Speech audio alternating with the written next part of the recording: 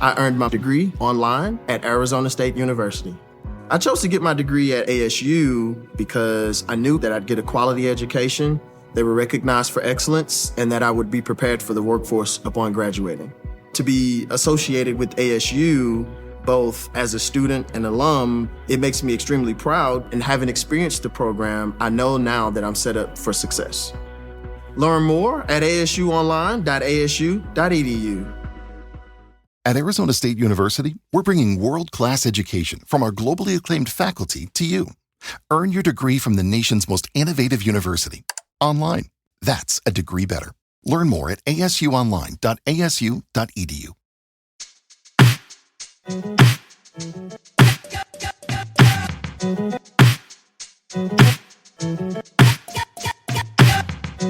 Hello, everyone. Welcome to American Girls, the podcast. This is the podcast where we're reliving the American Girl series book by book.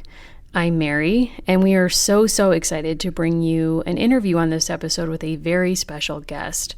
On this episode, we get a chance to talk with Colette Denali Montoya-Sloan.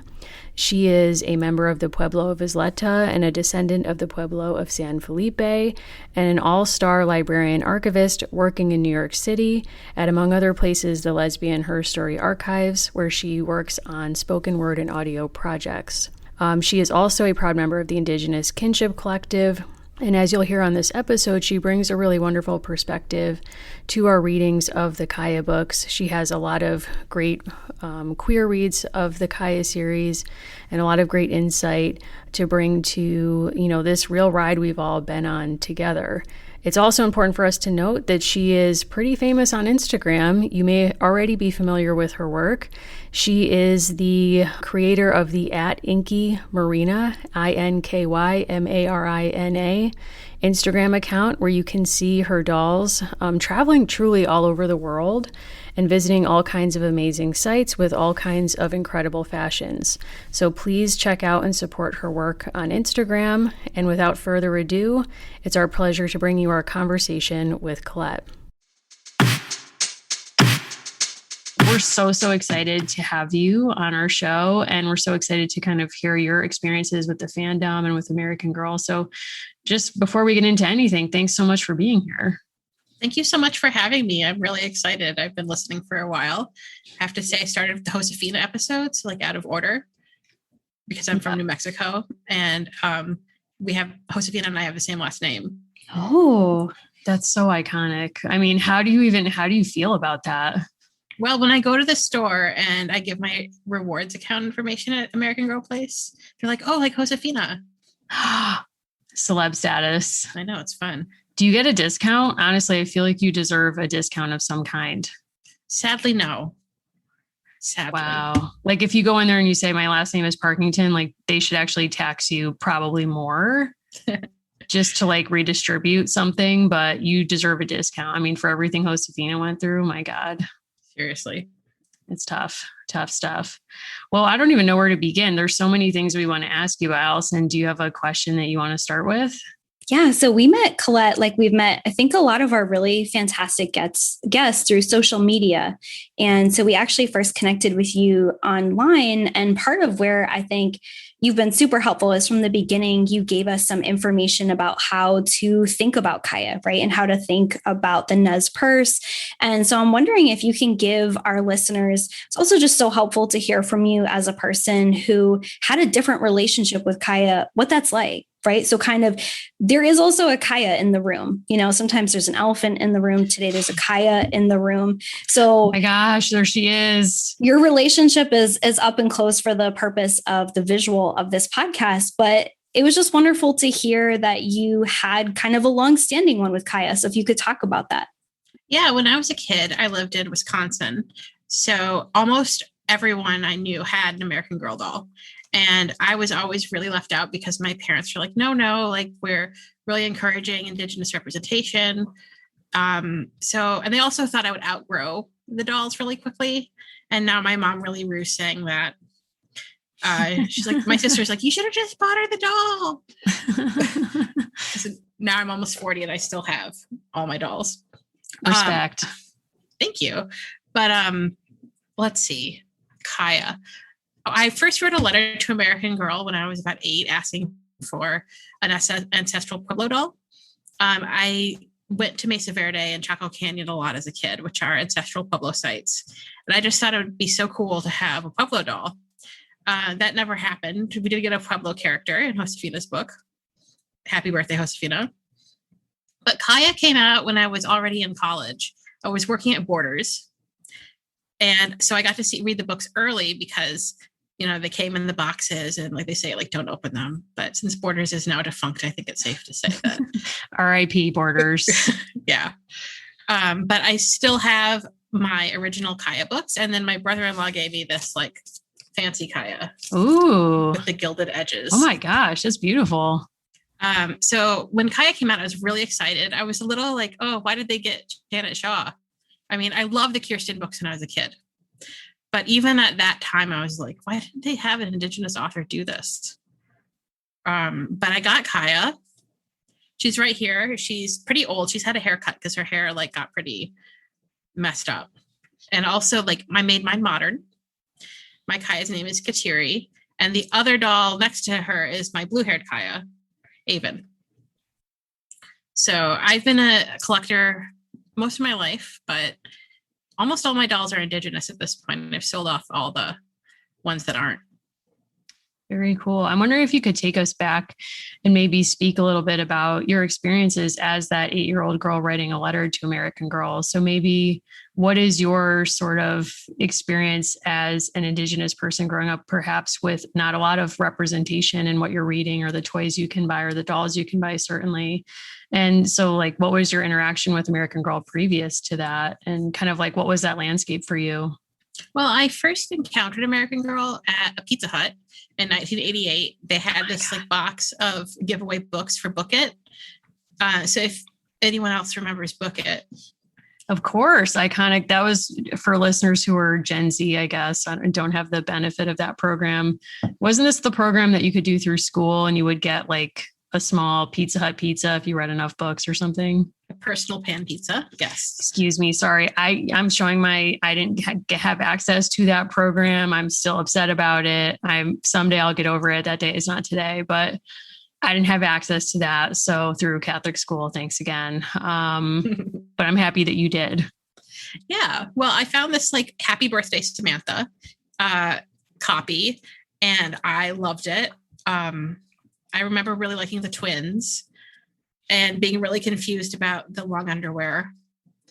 But in the back of it, of course, they had the thing that you could send away, the little coupon to send away for the catalog. And I became obsessed. My mom used to take me to Walden Books after we went grocery shopping, and I could get one book if I was like well behaved. And eventually I graduated. She knew I was going to be well behaved, so she would get me a book at Walden Books before we went grocery shopping, and I just sit in the cart and read the books. Smart move. But I was really, really afraid of tornadoes as a kid. Like incredibly afraid of tornadoes. In second and third grade, I missed about half of the spring period because every time it was cloudy, I'd be convinced there'd be a tornado. Wow. So it was really kind of ridiculous in retrospect because I didn't tell anybody this. So people just thought I just didn't like school.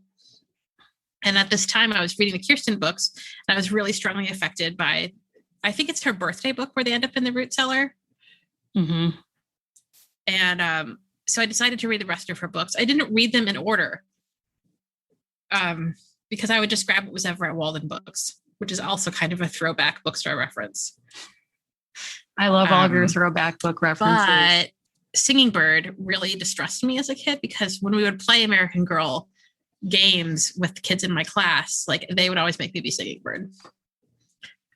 And this reminded me of an incident when I was in first grade where my teacher had everybody make a pilgrim hat for Thanksgiving out of construction paper, and I wasn't allowed to. I had to make an Indian vest out of a paper bag. Oh my God. So I had all these experiences that now I would think of as microaggressive and outright racist. But as a child, I didn't even really tell my parents about them because they just seemed so normal. So it sounds like your parents too wanted to find those outlets for you. Were there books that you read that had the representation that they wanted and kind of the stories you were craving? I Not really. I mean, I remember the Tommy DePaola books, like Legend of the Bluebonnet and the Indian Paintbrush. I remember liking those. I haven't revisited them as an adult. But most of the Indigenous books I had as a kid were pretty terrible. And people would always give them to me. And my parents were not really the type to screen the things I read. They're both professors, and some things they would give me that they were nostalgic about, but other things they were just like, oh yeah, just read this. So I remember Island of the Blue Dolphins and Sing Down the Moon, like Scott Odell. At the time, like I enjoyed them. But then even when I was slightly older, like middle school, I remember being horrified that I had read them and enjoyed them as an elementary schooler. So it was amid all this like negative representation, or not really negative, just more like boring representation. Nothing was really unique about them that Kaya came out. In the middle of me working at Borders. And I was listening to a bunch of songs from that time period to try and like think about the mindset I was in. And the references that you two had for that time period are very different than mine. So I was listening to like Tegan and Sarah and La Tigra and Slater Kinney. I'm right there with you. I get it. I mean, the Kathleen Hanna of it all, like the Tegan and Sarah of it all. Have you also heard Beach Bunny? Because Beach Bunny like did one of their songs and then had Tegan and Sarah just cover it recently. And it's like that takes every time I hear their harmonies, it just takes me to a place. I don't know about you, but thank you for bringing those references in. I'll just say thank you for bringing those in. Yeah. So yeah, it was just a funny time. Oh, Scarlet's Walk by Tori Amos came out around the same time. Oh my God. As Kaya. So I'm lucky that because I was working at Borders at the time Kaya came out, I have these very like specific memories of what we would put on the CD player to play in the store. Like, and we played Nora Jones. What?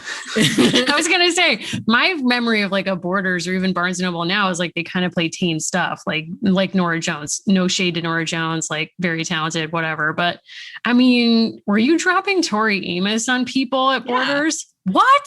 I mean, we definitely didn't play La Tigra. That would be more of an after hours shelving time. But we played some Tegan and Sarah. I mean, they had like a list of approved things that you were supposed to play. But you could go outside of that if they weren't around, basically. Yeah, I mean, like if the managers were into it. I wasn't doing any kind of like upper level anything at the time. So it was what? Respect. I feel like you were working at Empire Records, but it was like a Borders. That's what I'm hearing. It felt like it sometimes. I remember I was really into Buffy at the time, and it was the last season of Buffy, I believe. And I used to make displays that reference different pop culture references from the previous week's Buffy episode. And then I'd get in trouble for it. So not in trouble, but they're saying like, these are not approved, like displays. They don't make sense. There's no thematic linkage. And we're like, oh, come on. Like if you watched last week's Buffy, you would know that David Brinkley was in Once More with Feeling, referenced in the Anya and Xander song. So, well, and you know what? Now Borders is closed. So they got what they wanted. They shut you down and now they're gone. RIP. Quick aside, have you seen The Punk Singer, the Kathleen Hanna documentary? This is going to like send Allison, so I'm not going to go into this, but that is one of my pet interests. If anyone has seen it out there, it is one of the wildest documentaries I've ever seen. I haven't seen it, which is kind of sad, but because of where I work, we get a lot of, queer women themed media. So I have the opportunity to watch, but I'm just like overwhelmed by all of it. It's fair. I think you kind of need a solid block of like 3 hours, and I'm building in an hour of recovery time from watching this documentary. And all to say, it's Kathleen Hanna telling the story of her life, including Latigue. And she makes a decision that there will be no men appearing as talking heads in the story of her life, except her husband. Like she makes these weird rules, but and the third act's all about Lyme disease. Anyway, I don't have time to get into it. It's amazing. It's like performance art itself. I highly recommend it if that music is meaningful to you. It'll make you think things and it'll make you feel things, and you should email me after you watch it. I will. Yeah. One of the theme songs of this period of my life I'm now remembering is VGI by the Julie Ruin, which is Kathleen Hanna's side project. I love the line, like, I'm a philosopher and like I wear a scrunchie. Yes. Yes. Oh my God. Yes. I love that energy. Yes. Okay. There's a great story in that documentary about how that band got formed. So you definitely need to watch this. Kathleen Hanna's just like insane and just says stuff like, I followed her, I chased her around New York City until I found her. And then I made her form a band with me. And it's like, who does this? And it's her, question mark. It's actually kind of funny because at that time I was really ambivalent about Kathleen Hanna, but it's still part of the soundtrack of that period of my life. It's hard if you grow up making zines and stuff because she kind of enters into it because of a lot of like the Riot Girl stuff that got circulated, at least the stuff I saw. So I too have like very complicated feelings about her, but that's why I like that documentary, because it's sort of like her playing with her own representation and trying to like pass off all these different narratives about herself. So it's not like you're a big fan or not. It's like, it's just interesting to see. That's all I'll say. But I like life writing, so that's why I'm like into it. Hey everyone, I want to just take a quick second and tell you a little bit about our sponsor, HelloFresh. HelloFresh cuts out stressful meal planning and grocery store trips so you can enjoy cooking and get dinner on the table in just about 30 minutes or less. You can try HelloFresh's quick and easy meals, 15 to 20 minute dinners, breakfast on the go, and more easy options perfect for your busy lifestyle. Maybe you're being forced back to your office. I don't even want to think about that. Maybe you have, I don't know, you've just had enough and you don't want to cook. Been there, done that. HelloFresh is a truly great solution. When I'm at home, I have to say in my own history, do I love Julia Child? Yes. Do I want to be her? No. When I first met Anna and I wanted to impress her, I was kind of offering her dinners, from my family history, my recipes. Maybe you've heard of a little something called Fruit Loops. Needless to say, she wasn't super feeling it, so I've had to up my game, and HelloFresh has certainly helped me do that. It's something we enjoy making together, and I know I've already pumped up the cheeseburgers with the mushrooms, but they're truly excellent and my favorite thing that HelloFresh offers. So if you want to check it out, go to HelloFresh.com/AmericanGirls14 and use code AmericanGirls14 for up to 14 free meals plus free shipping. That's HelloFresh.com/AmericanGirls14 and use code AmericanGirls14 for up to 14 free meals plus shipping. Speaking of life writing and spinning out multiple narratives, I do want to bring us back to the reason we're here, which is Kaya, and of course you. So, you're at Borders, you're ripping open these new Kaya books. Where are you at with Kaya upon first meeting? I mean, I remember being like, I don't know how I'm supposed to feel about this. Like, am I supposed to like this as an Indigenous person? Or am I supposed to like this as an American Girl fan? Like, where are my loyalties? It was really complicated at the time. And I remember just like at first when I saw the catalog, I was very excited that they had an Indigenous doll that was created with an advisory board. But as I read the books, I think a lot of it seemed kind of melodramatic. I mean, I think American Girl books tend to be maudlin, but I don't know. My first meeting with Kaya, I wasn't too impressed. I actually really bonded with Kaya as a character after reading her short story collection, because unlike the other characters' short stories, her narrative arc continues through the short stories, and she really grows in a beautiful way by the end of those books and through the mysteries. Can you say more about that for those of us who might not have read those yet and might be interested about what they might find there? Feel free to just drop spoilers. We're all adults here. Go for it.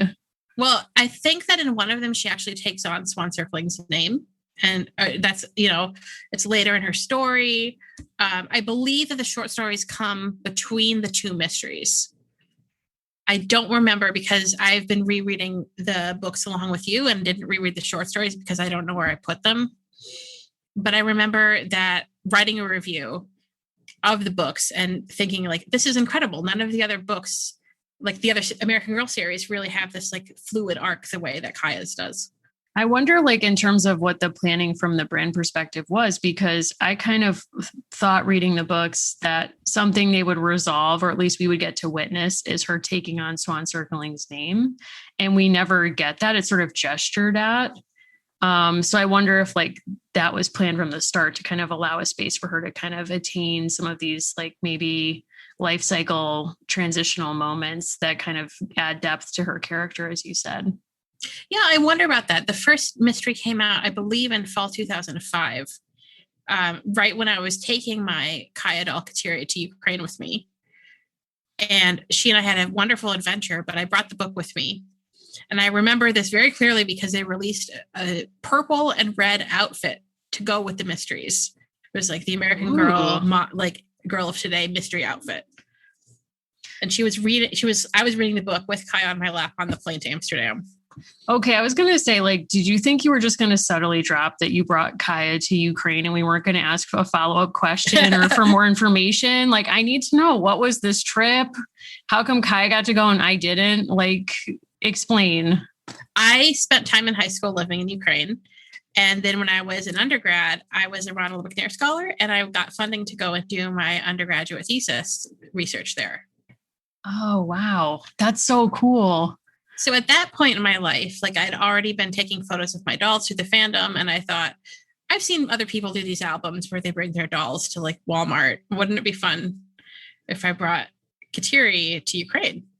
And she has a Ukrainian traditional outfit, in addition to Pueblo outfits, which is what she's wearing now. My first doll was actually Josefina. And my family, my grandmother, when she was still alive, made her regalia for our tribe. And all these different women in my family have come together and made different pieces for her.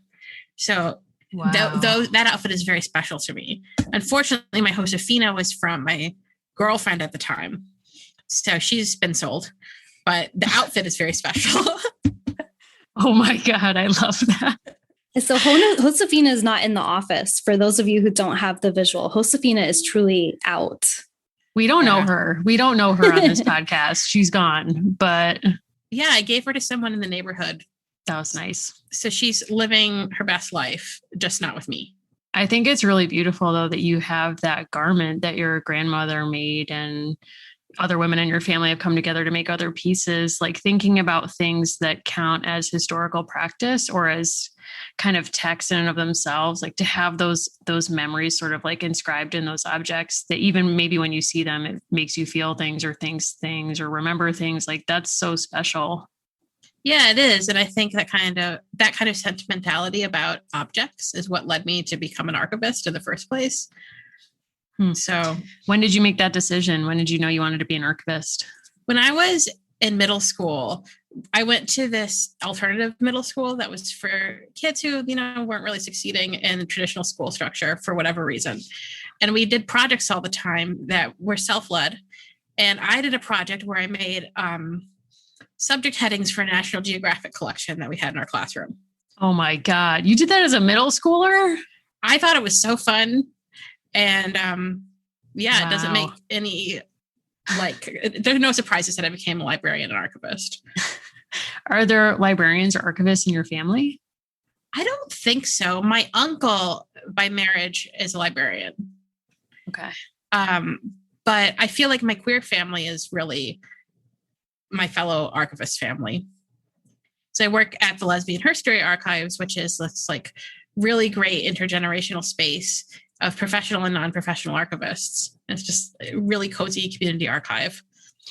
I was reading through your other colleagues, your queer family members at that archive, their bios in addition to your own. And I have never been more jealous in my life of a workplace. Everyone has such cool interests, filmmakers, artists, archivists, all these really like people with such incredible skill sets and interests. It must be such like an empowering or inspiring place to be every day.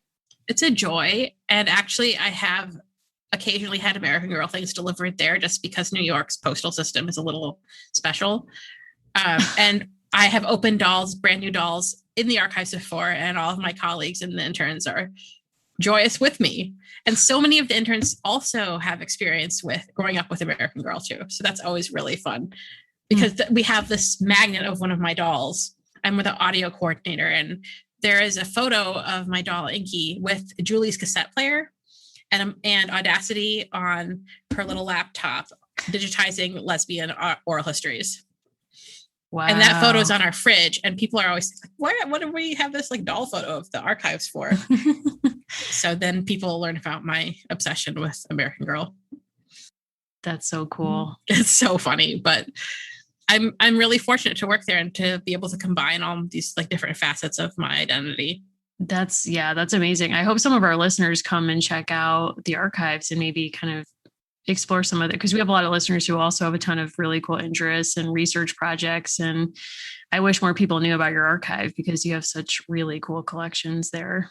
It's so fun. You two should come. Have either of you ever been? No, and this is embarrassing. Last night I was like saying to my wife, I can't believe we've never been here, and like, don't tell anybody, except I will probably tell everybody on this show. And, you know, she's a librarian, and yeah, so it's definitely on our list. All to say, it's definitely on my list. I imagine it's like an emotional place for people to go for the first time, like as a queer person, but like in a really empowering way to like see your history reflected, and, you know, like not to get too into contemporary events, but there's bills being proposed now in a lot of states to ban the teaching of LGBT history in classrooms or give parents the right to opt their kids out of it.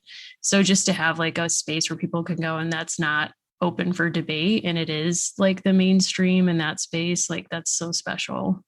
It's a joy. We have a group called Little Rainbows. It's a children's reading group, like for toddlers, babies and toddlers. Oh my God. At the archives.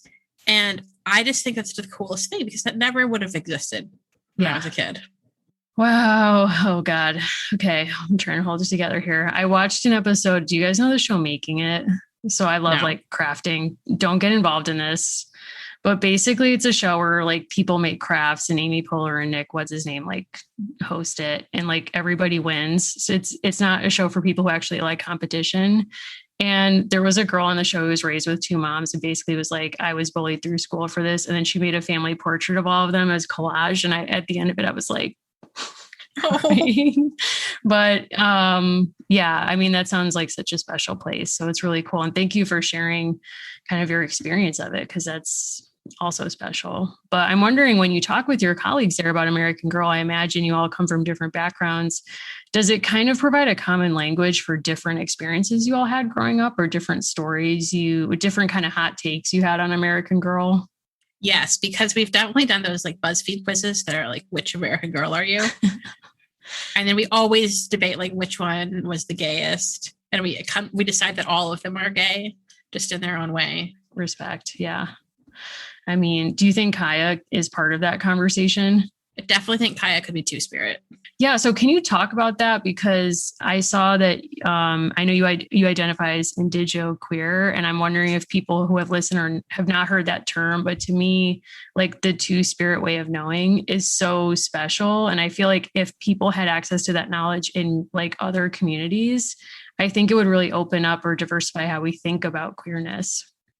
I think that if Kaya's books had come out at a time, maybe even now, if they're coming out now, they might have had Two-Spirit characters in them. Because there's no way that Kaya's family group wouldn't have included someone Two-Spirit or multiple people who are Two-Spirited.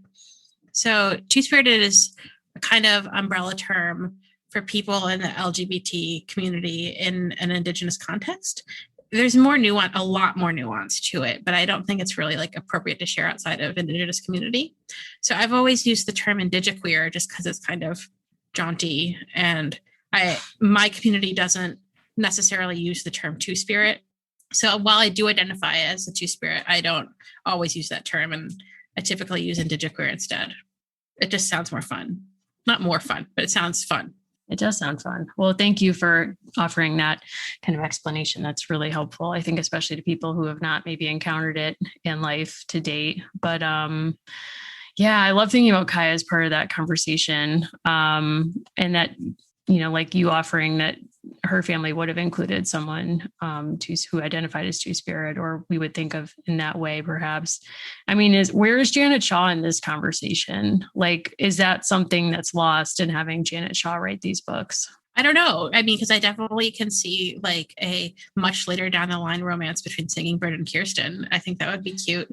I've only thought of that like now because as a child, like when I was coming out, I was always like, oh, I'm going to have to like, never going to be able to find someone else Indigenous. And I also like really thought that I couldn't be Native and queer.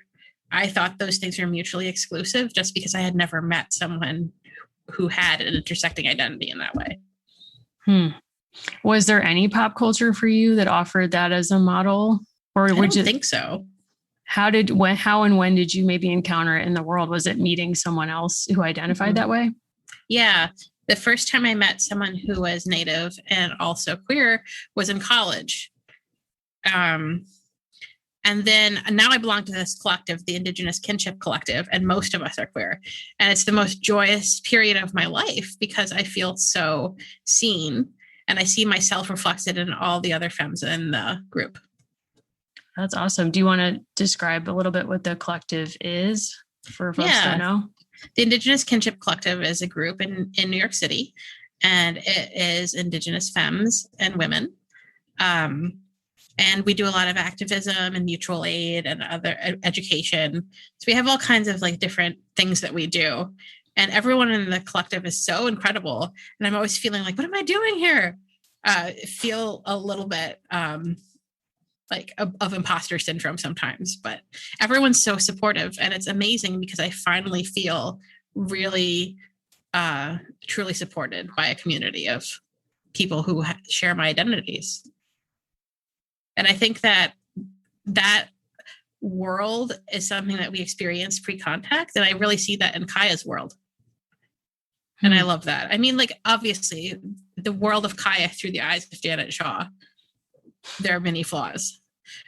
But I can totally see Kaya's two-spirit the way that she, in her last book, isn't there? I think there's the part where, what's the man's name? The uncle who is approaching with the red bead. And she's just kind of like, God. Oh yeah. I don't care about you. I'm all about my horse.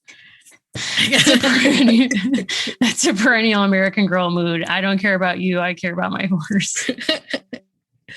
Yeah. Allison, do you remember that character's name? I feel like I'm losing it, that I can't recall a character from a book I read 2 weeks ago. I don't. We'll have to pull it up. It's hard because Steps High is just so prominent, right? Yeah, I mean, Steps High gets the middle illustration in the family portraits in multiple books, right? Yeah. And I think it's really, Kaya's books are also really interesting because her family members all get names in Nimipu, but the more secondary characters have like names in English. And I think that this character definitely had a name that wasn't English. I think you're right. Yeah. There's a cast of men that are introduced towards the end of the series who are sort of peripheral. And it's interesting because earlier on, we get pretty invested in her relationship with Two Hawks, for example. But then towards the end, there's just kind of a lot of people in and out. Yeah, I think Kaya's relationship to men in her life is pretty similar to mine as a child. And even as an adult, I always thought of them as being like NPCs. Like I've very, very carefully cultivated a world where I'm mostly interacting with other queer folks. And I think I'm really fortunate to have a professional life where that's a possibility. Mm-hmm. Mm-hmm. Yeah. And yet at the same time, White Braids, who Speaking Rain, I guess, is going to be living part-time with, although that is never returned to after that book. So we have no idea, I guess, where that ended, unless it's handled in the short stories or the mysteries, which I've not. It is. Oh, okay. Well, I'd love to hear more from you on that. But that to me is almost like a different, not a queering of family, but kind of an expanded notion of family that Kai actually pushes back on. So that was kind of an interesting moment in the books, but I'd love to hear kind of where that goes in the short stories. Yeah, I think what happens is that her sister ends up spending half the year with White Braids and half the year with Kaya and her family group. Gotcha. So there are definitely times in the short stories where she's with them and times when she's away. Yeah, but Kaya doesn't seem to be, I mean, admittedly, she's 9 years old, but she doesn't seem to be accepting the kind of suggested narrative at the end of the series, which is like, oh, here's this boy your age. Perhaps, you will get married like Brown Deer and Cut Cheek, like that's you kind of taking your place. She doesn't really, she's kind of like, yeah, I'm not really like thinking about this. Like, I'm going to go play with my dog, like Steps High is back. Like, that's really my focus. So you can kind of read that into the endings of the book too, I think. Yeah, I would agree. I think Kaya is just not there yet.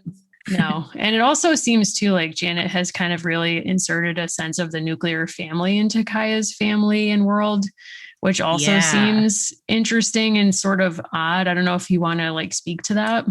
Yeah, I can speak to it a little bit. So at least in my community, and I would never claim to speak for any other Indigenous community, the way our kinship structures work is that like our godparents' children, other godchildren are our siblings as well. And that family becomes part of your family in a very intimate way. So I can't assume that Kaya's family would work in the same way, but I think that in a lot of Indigenous communities, the extended family, like every adult woman is an auntie, or, it just works that way. You don't think of people in the same kind of us versus them.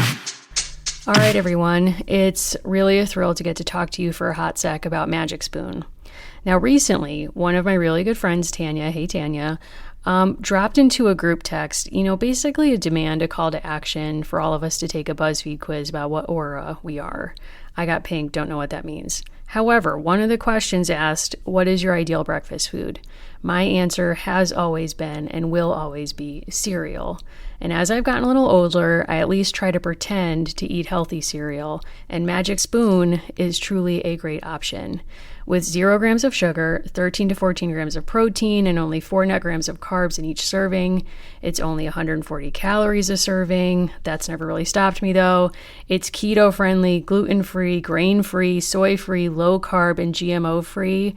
You can build your own box and get a variety pack with available flavors: cocoa, fruity, frosted, peanut butter, blueberry, and cinnamon. Now listen, I've said this before, but really the key with Magic Spoon is to mix the flavors. That's where you take things to the next level. So I'm reading this list and I'm thinking to myself, okay, I could see an opportunity to put some frosted with some blueberry, really make something special happen here. So I will be seeking out a box of blueberry, and if the people at Magic Spoon are listening, please send one to me. Okay, if you want to check this out, go to magicspoon.com/AmericanGirlsPod to grab your delicious cereal and try it today. And be sure to use our promo code AmericanGirlsPod at checkout to save $5 off your order. And Magic Spoon is so confident in their product, it's backed with an 100% happiness guarantee. So if you don't like it for any reason, they'll refund your money, no questions asked. I truly wish every product was like this. It's not. Remember, get your next delicious bowl of cereal at magicspoon.com/AmericanGirlsPod and use the code AmericanGirlsPod to save $5 off. Now, I'm wondering if you could talk about, because part of your expertise at the archive is related to oral history and storytelling. And I'm wondering if you could talk about the representation of kind of the grandparent connection in the story, and particularly the way that Kaya is meant to learn lessons from her grandmother. We've also read some criticism online and kind of how that is portrayed. So I'm wondering, as someone who has like all these different pockets of expertise, what it was like for you to actually read those portions of the book. I think it definitely, the like wise Indigenous grandma is a trope, and not always a positive one. I mean, I've never seen Pocahontas all the way through, but I know that her grandmother figure is actually a tree. But also imparts a lot of wisdom. God. Oh my God. What? Yeah. So Pocahontas came out towards the end of my childhood. I think I was already in high school. But I wasn't really encouraged to see it. So I tried to watch it a few years ago after a friend played one of the songs in karaoke on a cruise as like a joke. So I thought, I should really see what this is all about. And I could not watch the entire thing. But anyway, refocusing to wise grandmother figures, my grandmother really was like that. She was a potter. She'd made micaceous pottery in our traditional way. And I used to sit near her and she would tell me stories about our family while she worked. And I think that transmission of knowledge, intergenerational transmission of knowledge, is such a beautiful part of many Indigenous cultures. How that's portrayed in pop culture maybe misses the mark quite a bit of the time, but it was a really special part of my childhood. I think part of what's challenging about the grandmother figure, kind of to that end. So, in Pocahontas, there's the tree, right? And we know what happens to trees during colonialism. English settlers cut them down, right? And that's dark, Allison. No, but I mean, I think part of what's important about what you're saying and kind of thinking about this grandmother is she is the one who seems to have the best perception of what's to come, right? Like she has the most astute understanding really of anyone, at least who's talking to Kaya openly about it. And I think when you're looking at it from that kind of colonial perspective, it is something very true in the American Girl series that older people are sort of wise and powerless at the same time, right? Like they have this perception of what might come, and older people carry a lot of that work in the different series, but then they're not necessarily the ones to show the way for how a young person might affect change, right? Like there aren't moments where, at least in that relationship, like we see that with swan circling, but we don't see that relationship as kind of like leading to revolutionary action, right? Like the grandmother, and that's true in other stories as well, but it's kind of like she knows, but what can she really change? Right. I think, is it Kaya's grandmother who has the smallpox scars? Yeah. So she's already had these experiences. So her body is kind of a testament, right, to what's happening and what will happen. But it's interesting that they kind of use these older characters to be storytellers and to also kind of have a sense of foreboding. But when you're a young person, or even when you're our age now reading this book, it does kind of make you wonder, like, well, how do you make a difference? And thankfully, at least there is swan circling, right? There are people who are active, and we see Kaya aspiring to be more like that. You mentioning swan circling in that way just reminds me that when I was reading the books the first time, I honestly, I assumed that swan circling was two-spirit, and they mentioned her husband. It's like, okay. Yes, 100%. I was in shock at that reference. When they reference her husband existing, I was like, wait, excuse me? Yeah, it just doesn't work with my image of swan circling. So I think that she was probably two-spirit, and maybe her husband was too. Ooh. I just like that headcanon for myself. I like that too. Geez, why aren't you working for American Girl? Why aren't you writing these short stories? Wow, I'm sorry. I need to apologize. I've never seen Pocahontas. So once again, I feel like people lay on me the plot of very well-known movies on this show. Someone else on a past episode, Leah, told me about the plot of The Boy in the striped pajamas. Still not recovered from what that movie is allegedly about. And I'm sorry, but Pocahontas' grandma being a tree just took me out. I'm sorry. It's like The Giving Tree, but gone even worse. And I just feel bad for Vanessa Williams coming through this, because I believe she's involved in the music, and she's, I don't know. That's all I'm going to say. Save the Best for Last. It's a great song. I'm not taking feedback on that. And wow, that's a whole lot. But I take Allison's point. That's kind of in these books, do you think that girls are supposed to read the books and, one, be called to some kind of sense of community and mutual aid, or a way of doing some kind of work for the betterment of their community? And two, do the books give a direction or any kind of instruction on what that might look like? That's really interesting, because I think that one thing that I found really abrasive in reading the books was in the first episode where the children received the mutual punishment. Yes. And that may have been a practice in my community, but I don't know, because we don't behave in that way any longer. But for me, mutual aid is deeply tied to being Indigenous. And I really love the parts of Kaya's books that point to that as a practice. So the way that White Braids takes Kaya's sister, is her name Speaking Rain? I've already forgotten. Yes.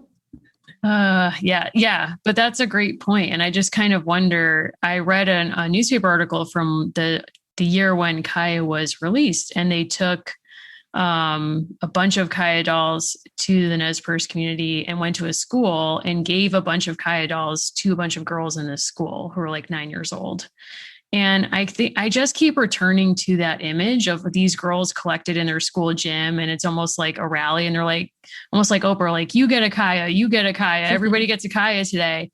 When those girls brought the dolls home and the books, what were they supposed to take from that? And what did they actually take from that? Yeah, that's really an interesting question, right? Because I think mutual aid is, because as I said before, mutual aid is so deeply tied to indigeneity and caring for community and putting community first as part of yourself, because community is part of yourself. I think I've often talked to people Indigenous people put the community before themselves, but I think what they lose is that community is yourself, and you are community. When I was working at this after school program, I did a drive for dolls for the kids in the after school program, American Girl dolls. And I was really fortunate to have a friend who went to the Children's Museum benefit sale to get the dolls. So we were able to afford it. And that was actually done in concert with one of the doll collecting communities, which was really one of like the highlights of my time in the collecting world. And I really felt that that type of mutual aid is important because play is such a critical part of childhood. And I think a lot of times when we think about how we're doing aid in communities, we're not thinking about needs beyond food or shelter, but needs like play are just as crucial to a child in their development. So you're pretty humble about this, but I would say you have a pretty important place in the American Girl collecting community, right? So like thinking about the way that community is, and frankly, some of the toxicity in some of the groups, right, online. Like, what's that like for you to kind of be part of that community and to be someone that I think other people look to, right? Like you create really quality content and you make really beautiful custom material. But what's it like for you to be part of that community that frankly is not always a very positive or supportive place? Like it is not always the best community on the internet. It's really hard sometimes. I think I had this period where it's happened actually several times throughout my history of the community. And I've been in the collecting community a little less than 20 years at this point, where people have made Mariana dolls. And Mariana is the Pueblo character in Josefina's story. And Kachina are sacred beings represented by a doll type figure in Pueblo and Hopi culture. And because of that connection, in part, I believe that the doll of a Pueblo character is just really inappropriate. And because of that, I've even had pushback from people in my own community about why I've given my Kaya, my doll Kateri, Pueblo clothing. So when people just make indigenous regalia for their dolls without understanding the meaning behind it, that's the thing that really sets me off. And it really upsets me. And I've tried over the years to like refine my responses where I'm not reacting out of the like anger that I feel, even though I definitely do feel angry when that happens. I feel like people see the world of the doll of Josefina, and for example, or Kaya, and they really want to play in that world. They want to make that world come alive, but they don't understand. And AG hasn't necessarily done a great job of showing how Indigenous people fit into those worlds and how playing Indian is a trope that is very negative and very damaging, especially, now we're coming this summer upon all these discoveries of children's remains at residential boarding schools. And playing Indian was something that we weren't allowed to do. It was, I think, 1978 that we were allowed to start practicing our religions openly. So when I think about my own mom grew up at a time when her traditional religion was illegal to be part of, and because our worlds are so integrated with our spirituality, I think about each piece of our clothing is special. And those pieces of clothing were often criminalized. So when I think about people, non-Native people playing just kind of offhandedly and very, not in a deep way with their dolls, and that it really upsets me. So that's been my biggest struggle with the community. The toxicity, I think I can overlook a lot of the times because I think it's a lot of people who aren't the best at expressing themselves socially for whatever reason. Online environments allow people to be cruel and toxic in a way that they may not be in person. But for me, like defending my culture is the one thing that no, you can't come for my people and our tradition. I think that's honestly what's so hard about American Girl is kind of the empowerment to place yourself in a bigger story, but then also thinking about what you're saying, sometimes the brand inviting people into worlds that it's not their invitation to make. Right. Right. And I totally appreciate what you're saying because we've had similar conversations about people owning an Addie doll. Right. And the challenges of a brand that has been centered on whiteness for a long time, encouraging young people to take ownership of a doll who is enslaved for part of her story. And I think part of the hope when we kind of went back through Kaya and we're starting to think about Kaya was wanting to know that a lot of the content or the material came from a board of people who were from a community, right? Kind of extending that invitation. But I do think some of that is undermined by having an author who is better known for a pioneer story. Yeah, it's a really strange choice. I would personally love to speak to Janet Shaw about it because I feel like Kirsten's stories were really influential to me in my childhood. Mm-hmm. And it's funny because I have a friend who very vividly remembers Marta passing on the ship from Sweden, and she thought they buried Marta at sea. And I had to be like, no, I remember the illustration of them carrying the coffin like off from the riverboat. But for her, that memory is very primal. Mm-hmm. And people have really special relationships to these books, whether they be positive or negative. And those stories are really powerful. And when we invite children to play with the story and take ownership of the story, then I think there can definitely be some missteps. Yeah, I think it's also complicated by the fact that you can buy a Kaya doll, and then like the life of play that you invite your Kaya doll into is not necessarily something that's mediated by parents or caregivers or someone who might kind of step in and say like, well, there's the brand encourages you to map yourself on the dolls. Like we mentioned the BuzzFeed quiz of like, which doll are you and whatever, but there is a clear distinction of like, you are not a member of this community. And in what ways has the brand kind of spoken to that or invited young kids to think about difference in a meaningful way? It seems like that piece is somewhat lacking, and even perhaps in some adult collecting communities as well. Yeah, I think I've had some experiences that have been really challenging for me.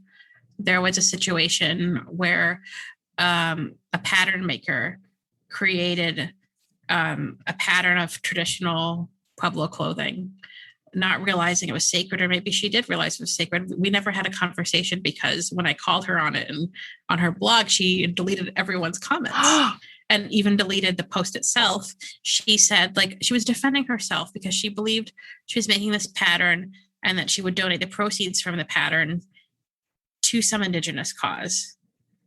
But she ended up pulling the pattern. And I remember telling her, like, you can still make a donation by selling some non-Indigenous pattern that you do have true ownership over. And it was really hard for me to see members of my community, doll collecting community that I trusted, kind of not see what I was trying to say about Indigenous intellectual property, which sounds so librarian, but it was painful for me.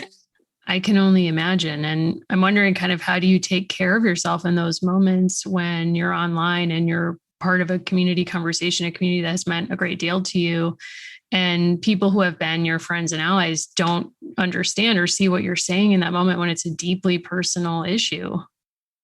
Yeah, I think because for some people, clothing doesn't have that kind of meaning. It's not a religious item or a sacred item. So I just try to give myself compassion.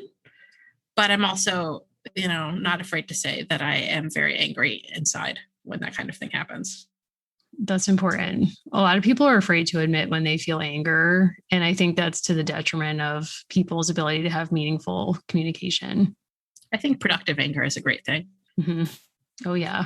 I'm not going to produce any right now. So rest easy, both. Oh, good. Allison and Colette. But yeah, I totally agree with you. And I think particularly women are very conditioned to push that down or to think that it makes you less than if you feel feelings or emotions that are not just sort of like accommodating, or at least a performance of accommodation. Yeah. And I think that's why I'm really lucky. Really, it's a blessing to have the Kinship Collective in my life, because there are a lot of times when we're infuriated and we support ourselves through that fury. And sometimes we just have to kind of stew in the fury, and other times it's appropriate to take it and foment something powerful. And they've helped me kind of discern when the right moments are.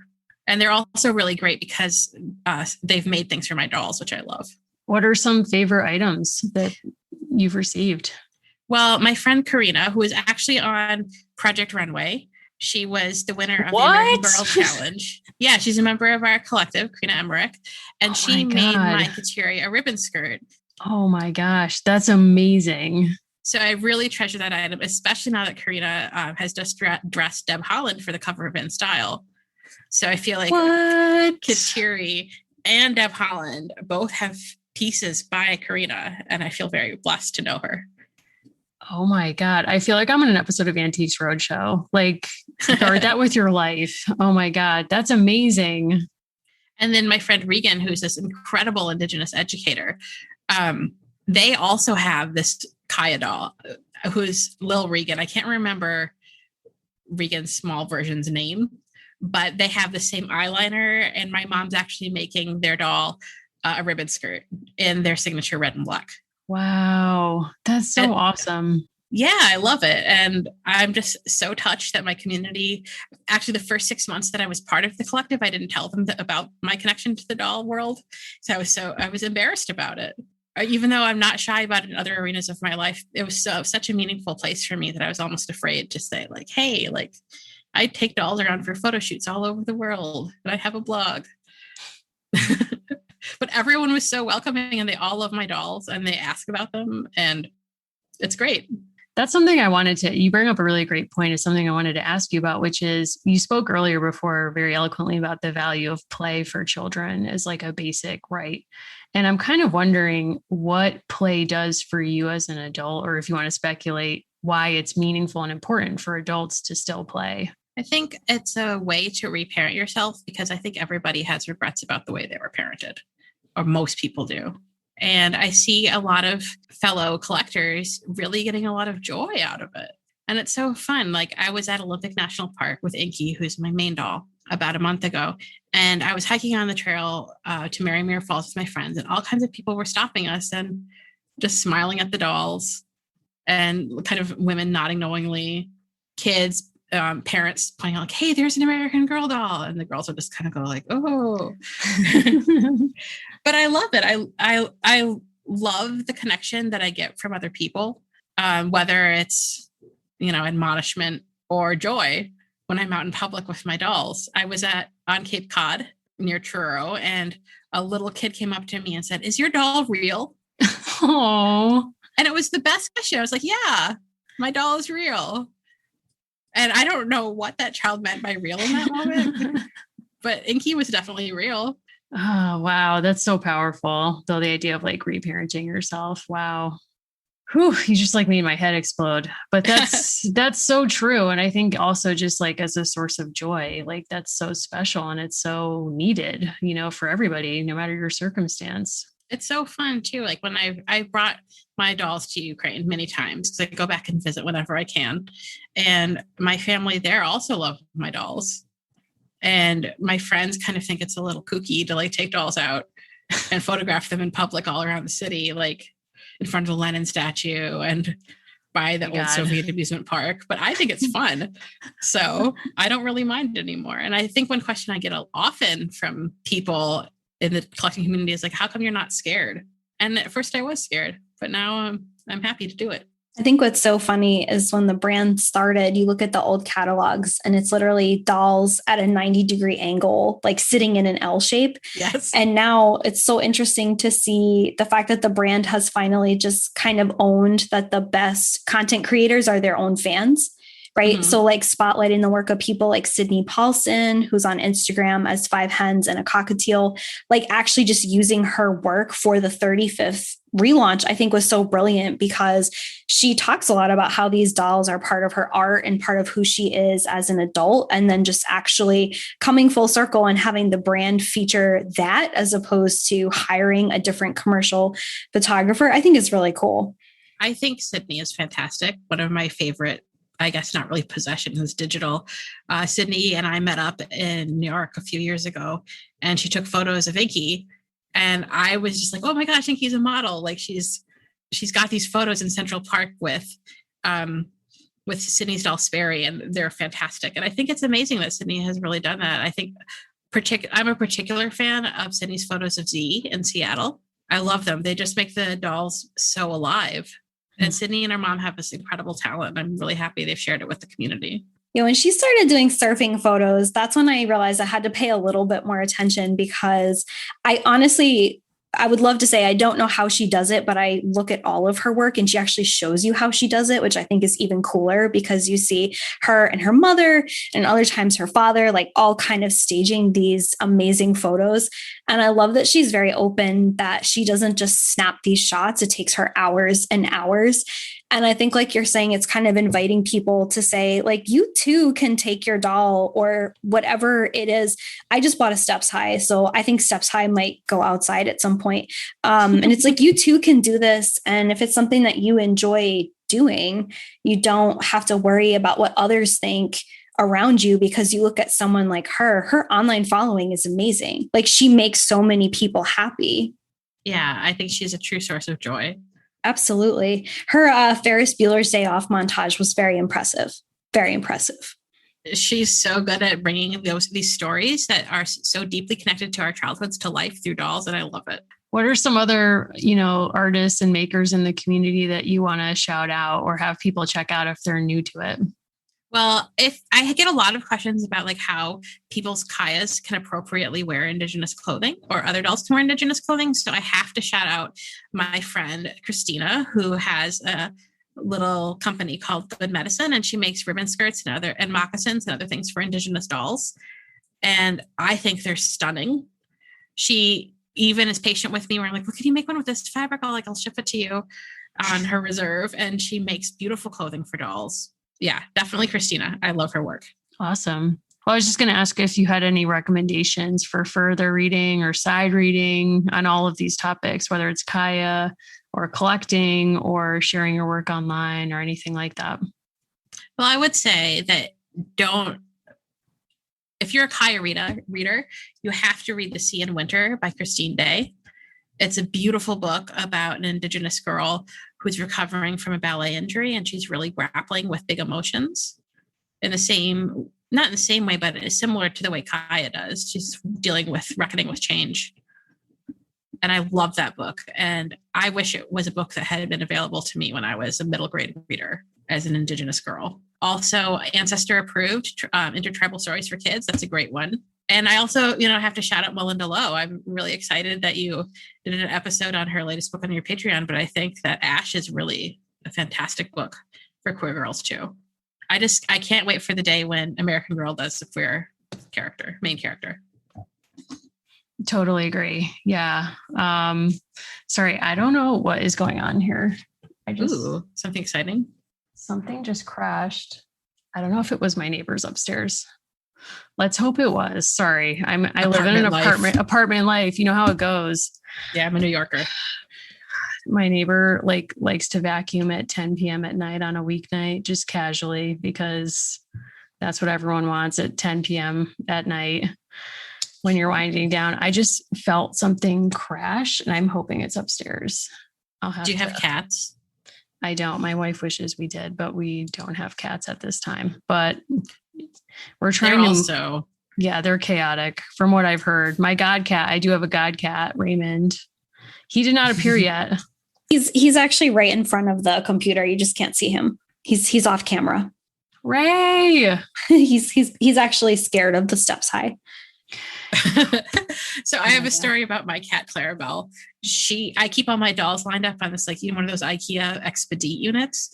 And she used to love to jump up there and knock every single doll down, one after another. And I would wake up at night with thump, thump, thump, thump, thump of all my dolls just falling like dominoes. And she would just be up there looking so pleased with herself. Was she jealous? I'm sure.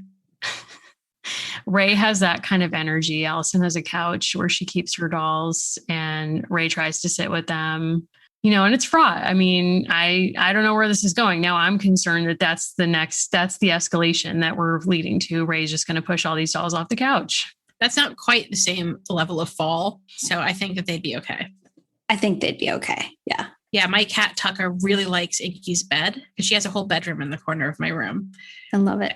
And her quilt is always covered in Tucker fur. And it's so irritating that sometimes I have to sacrifice a lower status doll to sit on the bed just to cover the quilt so he won't sit on it.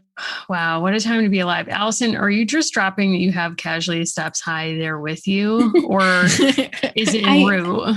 I do. I do have a Steps High. So I got a Steps High. I did a lot of shopping and I didn't realize that I had left a Steps High in my shopping cart, and then finally just made the decision one day, partially because I wanted to be able to have something that could give like multiple characters adventures possibly, or just like something different.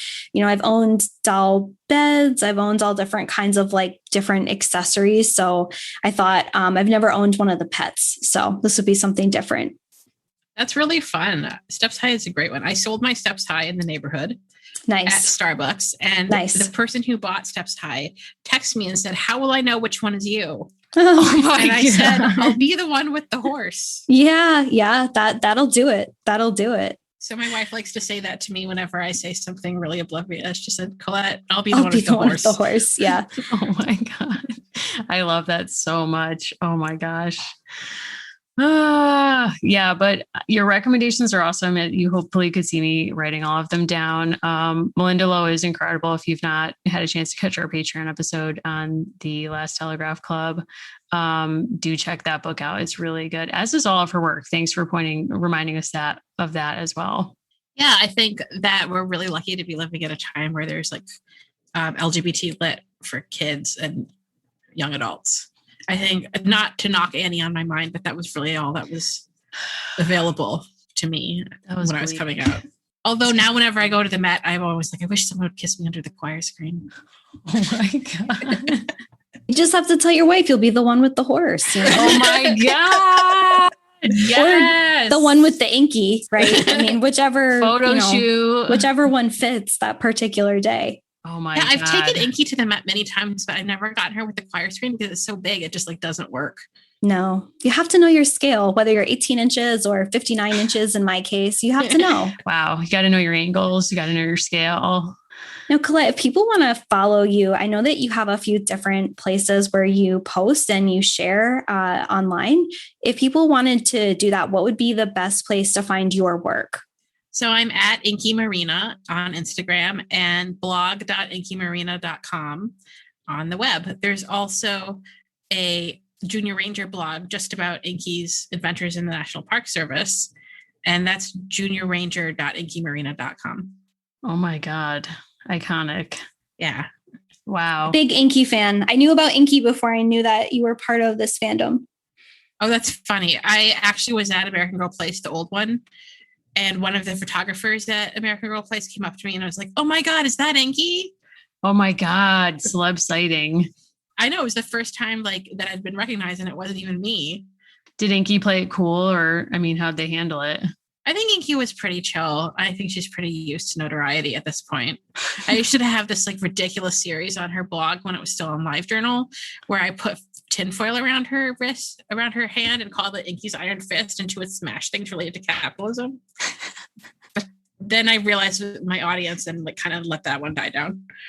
Wow. Well, I mean, maybe that's part of the Ukraine piece, like perhaps the Lenin statue, like, you know, that's of a piece, like that kind of goes together.